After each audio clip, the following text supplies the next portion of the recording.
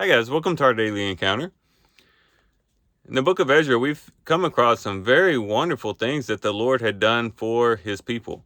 He had brought them out of captivity, brought them into the good land, had helped them to construct the altar and the temple, to consecrate the temple, to fill the temple with gold and silver and precious things.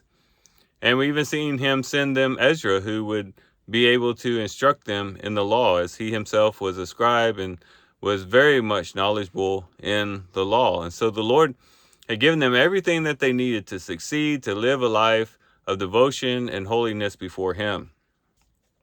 But in our reading today, we see that some things go awry. As you get into chapter 9, you see that the people had began to mix with the inhabitants around them. It says in chapter 9 and verse 1, "Now when these things had been completed, the princes approached me," that is Ezra, "saying, the people of Israel and the priests and the Levites have not separated themselves from the peoples of the lands, according to their abominations, those of the Canaanites, the Hittites, the Perizzites, the Jebusites, the Ammonites, the Moabites, the Egyptians, and the Amorites. For they have taken some of their daughters as wives for themselves and for sons, so that the holy race has intermingled with the peoples of the lands. Indeed, the hands of the princes and the rulers have been foremost in this unfaithfulness." So after all the Lord had done for them and planting them back in the land again, they began to intermingle with the people around them, and they lose their distinctness. They'd lost their separation from the nations around them and began to participate in the abominations of those who were around them. And this is a danger that we can all fall into as well. Here we too have experienced a very similar situation. The Lord had brought us out of captivity, the captivity of Satan, of sin, of the flesh, of everything that was holding us captive and keeping us from living a life pleasing to the Lord. As we read in our reading through the book of Romans, the Lord has set us free from the slavery of sin so that we could become slaves of righteousness.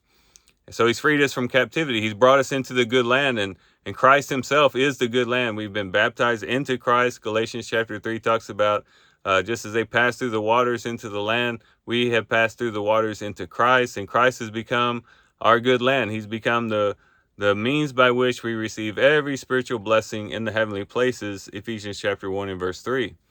And then also, we've been a part of this great temple that's being constructed before the Lord. We are living stones being built up into a spiritual house, as 1 Peter chapter 2 talks about. We are the temple of the living God, 1 Corinthians chapter 3, that we had a devotion about just a few days ago. And so we have a temple. And then we also been instructed in the ways of the Lord. The Lord has given us his word. He's also blessed people with gifts who can instruct us out of his word and help us to understand his word. We've been given everything that we need to flourish in the spiritual life. But the danger comes when we begin to intermix and to intermingle with the world. And not that we can't have friends with people who are not Christians or interact with people who are not Christians, but when we allow the things of the world to infiltrate into our hearts and our hearts become mixed with the things of the world, that's when it becomes dangerous. If you remember in 1 John chapter 2, John warned his readers about this very thing, as he warned them against the love of the world. He says in 1 John chapter 2 and verse 15, "Do not love the world nor the things of the world. If anyone loves the world, the love of the Father is not in him. For all that is in the world, the lust of the flesh and the lust of the eyes and the boastful pride of life, is not from the Father, but is from the world.